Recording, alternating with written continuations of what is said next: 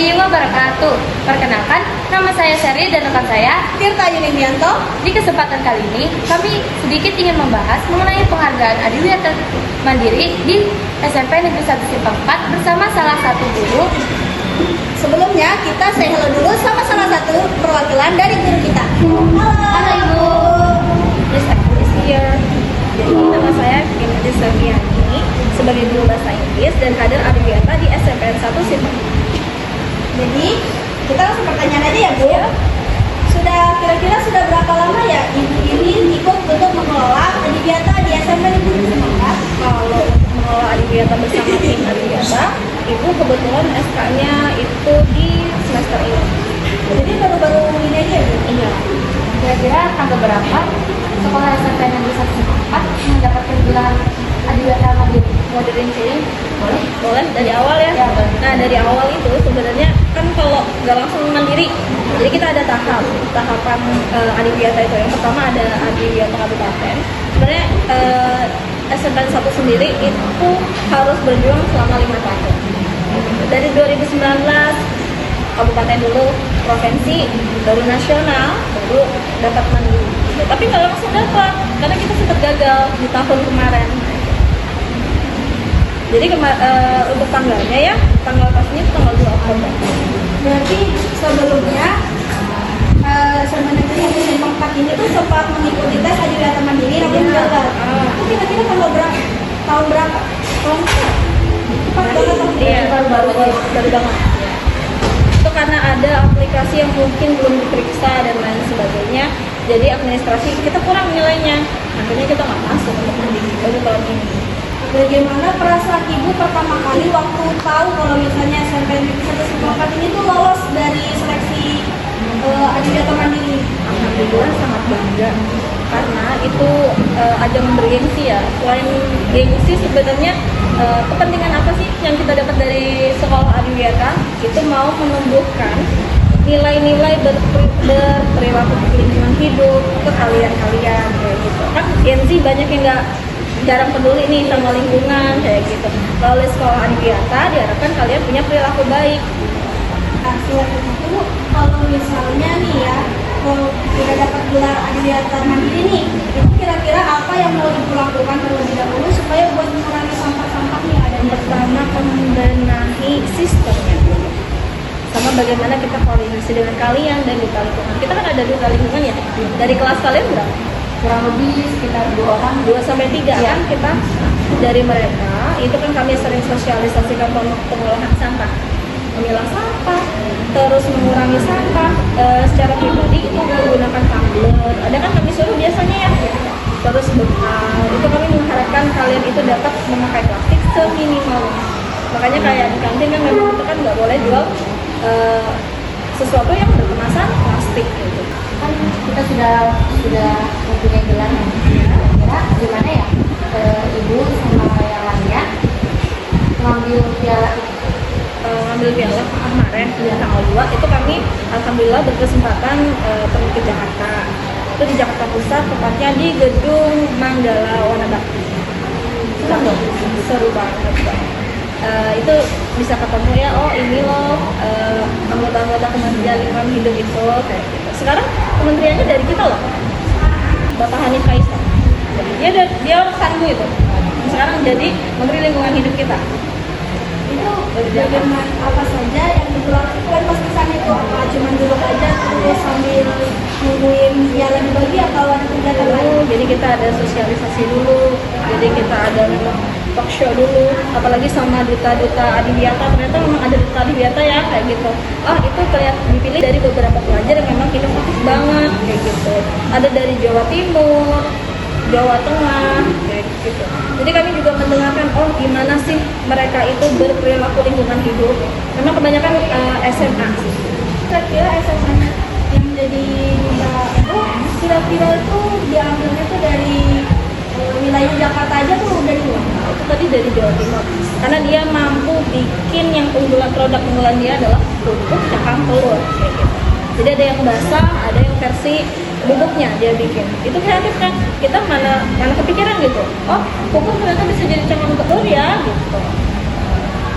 Di sana itu kan yang kami tahu selain ibu juga ada beberapa guru yang ikut untuk Termasuk mengerjakan kepala sekolah itu kira-kira ada siapa saja yang ada di sini?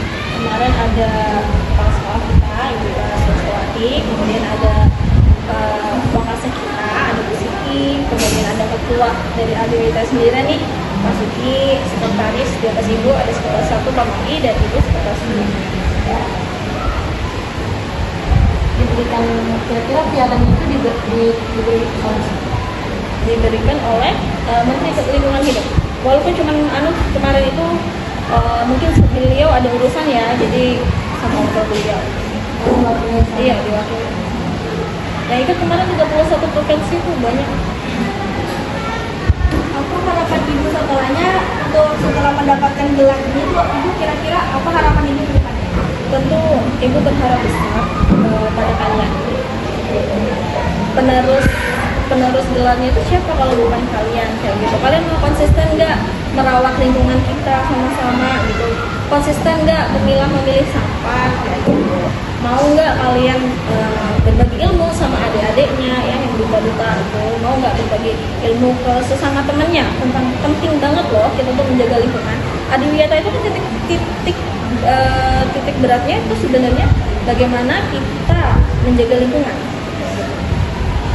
Lalu kira-kira itu apa saja tingkatan barang problem Adiwiyata Mandiri? Tingkatan yang seperti apa ya? Kalau meraihnya tadi sudah Ibu jelaskan kan, tadi ada yang dari kabupaten, kemudian provinsi, nasional, baru mandiri. Setelah ini ada tuh namanya program Eco School, ini satu ASEAN.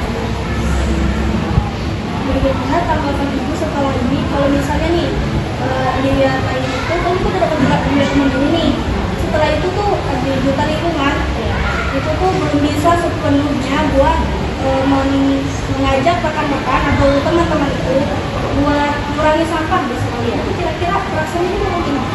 Ya maksudnya sedih. Kita kan berharap banyak kepada mereka kayak gitu. Mereka itu kan apapun namanya pentolan yang bisa, kami memilih mereka karena kami yakin mereka bisa membantu kami untuk memperbaiki lingkungan ini sama-sama, untuk memperbaiki mindset kalian juga tentang sampah itu seperti apa. Kalau mereka belum maksimal, otomatis kita juga kecewa. Lalu apakah ada perbedaan tentang Adiwiyata Mandiri dengan Adiwiyata sebelumnya? Iya, pasti itu ada. Baik dari segi syarat-syaratnya dan lain sebagainya itu pasti ada perbedaan. Ini kan program kerjanya apa nih? Duta lingkungan ini kan membantu untuk mengurangi sampah-sampah. Iya, mindsetnya harus itu yang perlu dibantu oleh mereka. Jadi tanggapan ibu nih sekarang nih masih banyak kantin yang masih pakai sampah, apalagi terutama kantin makanan berat di gedung itu kira-kira gimana cara mengatasinya supaya nggak terlalu banyak mengeluarkan sampah? Kalau untuk kantin sih sebenarnya itu sudah kita minimalisir seminimal-minimalnya penggunaannya. Termasuk kalian kalau makan di kantin belakang pasti pakai mangkok, pakai piring, itu sesuatu yang panas dan kimianya bisa lumpuh kayak gitu. Itu yang karsinogenik dan lain sebagainya. Setahu ibu aja ya, itu yang saya menilai Adiwiyata Mandiri itu apa saja ini? Yang pertama, kita harus ngumpulin banyak folder nih. Dia minta apa? Misalnya folder keadaan lapangan. Jadi kita harus benar-benar memoto lapangan itu seperti apa keadaannya gitu. Terus setelah tadi kan banyak tuh folder-folder yang diperlukan ya, itu tadi bisa aja. Nah setelah folder itu sudah di-ACC sama mereka, ada verlap atau verifikasi lapangan. Nah di verifikasi lapangan barulah mereka terjun ke sini. Yang kayak waktu itu kan ada, nah itu mereka keliling nanti dan mereka juga banyak tanya kita tuh punya inovasi apa aja gitu. Kita tuh kan sebagai anggota lingkungan pada saat itu sedang bersih-bersih, ada juga yang membantu di bank sampah Ya. itu tuh dipresentasikan kepada yang kelola lingkungan itu. Iya betul, tentu ada presentasi ya hasil perjuangan kita selama itu tuh gimana, selama ini nih gimana sih kayak gitu loh, bersih mulai dari ikut World Food Update, terus mulai dari penyediaan sarana prasarana yang kayak air minum kayak gitu, bank sampah itu bagaimana kita mengelola itu juga pasti kita presentasikan sama mereka wajib tahu. kita ini kan punya bank sampah. Tujuan utamanya bank sampah itu sebenarnya apa sih, Bu? Menanamkan kepada kalian, ya sekali lagi ya, ini masalah mindset sebenarnya. Banyak-banyak ditanamkan ke kalian itu mindset baik kayak gitu tentang sampah. Sampah itu bukan sekadar hal yang udah pakai terus buang, udah pakai buang, itu aja kan yang di dalam pikiran kalian kayak gitu aja kan. Sebenarnya ada sampah yang bernilai ekonomis gitu. Memang sih ada sampah yang akhirnya nggak bisa dijual, itu namanya residu. Tapi sebelum kita menilai sampah ini residu, itu kita pikirkan dulu, oh ini ekonomis lumayan kan, 1.000-2.000 itu lumayan. Kita nggak boleh menyimpan uang kecil juga dari sampah kayak gitu. Jadi ngajarin kalian juga memilah sampah. Oh ini yang bisa dijual, contohnya botol plastik, apalagi kertas, kardus kayak gitu. Yang memang kalian sering gunakan sampah. Kita ini kan sering disuruh bikin ekobrik nih ya. Ekobrik itu sebenarnya fungsinya buat apa sih, Bu? Ekobrik itu fungsi utamanya adalah sebenarnya kalau di beberapa sekolah yang ibu tonton ya, dia bisa dijadikan tempat duduk gitu. Melatih kamu supaya punya pemikiran lain selain dijual. Oh ternyata dia bisa dipakai dan itu sangat menguntungkan sekali ya. Hemat mana bikin ekobrik sama bikin bangunan beton. Kayaknya yang lebih enak. Ekobrik kan itu cuma masalah ketelatenan aja, tapi kalau kalian mau bikin ekobrik keras itu sebentar aja, karena kan di situ ada 900 orang kan, otomatis sampah itu banyak kayak gitu. Jadi itu yang membuat kita pada saat itu pelajaran kelima mungkin itu yang membuat kita belajar pakai ekobrik, mendaur ulang sampah. Itu kan menekankan nilai jumlah sampah yang kita konsumsi sehari-hari. Konsumsi bukan maksudnya dibuang bukan ya, tapi dipakai kan seperti itu yang dihasilkan. Misalnya kan sempat ikut nih yang namanya itu tuh kebersihan di ikut hari bersih itu yang Sedunia itu yang kata ibu tadi, World Clean Up Day. itu tuh sebenarnya apa sih, Bu, tujuannya selain kita tuh cuma buat bersih-bersih doang? Tujuan dari World Clean Up Day tadi itu ngatih kalian gotong royong, kerjasama, karena kita kemarin dibantu juga sama pihak polisi, TNI itu terjun kan. Jadi juga masyarakat yang lihat kita nih kerja bakti nih, akhirnya mau tuh dia tergugah tuh untuk ayo kita juga ikut kerja bakti yuk. Jadi itu juga semangat persatuan gotong royong juga ditekankan ketika World Clean Up Day itu. Ini ibu tahu ya, kita ini kan setiap beberapa minggu sekali kita harus disuruh untuk membawa bekal. Ya, Itu tuh tujuannya semua anak yang bawa bekal itu bisa pede. Kalian pernah nggak ngerasa minder ketika teman-teman kalian tuh jajan, terus kalian bawa bekal? Ada rasa minder nggak sih? Nah, pasti ada minder kan? Ya, karena aku malu kayaknya aku nggak bisa jajan deh, aku bawa ini aja deh loh, kayak gitu kan? Nah, dari program makan bersama, minum pil darah bersama ya, dan juga bawa tumbler, itu kami pengen kalian itu menerima apa adanya kalian, kayak gitu. Jangan mau bawa bekal, gitu. kalau misalnya nih kan kita minum obat di tangga darah setiap minggu Ya, ini tuh sebenarnya tuh program kerja sekolah atau misalkan memang dari pemerintah? kolaborasi sebenarnya sekolah dan pemerintah, karena kami mau memberantas kasus-kasus yang sering terjadi itu adalah stunting ya. Jadi dari kalian itu kesehatannya benar-benar kami jaga.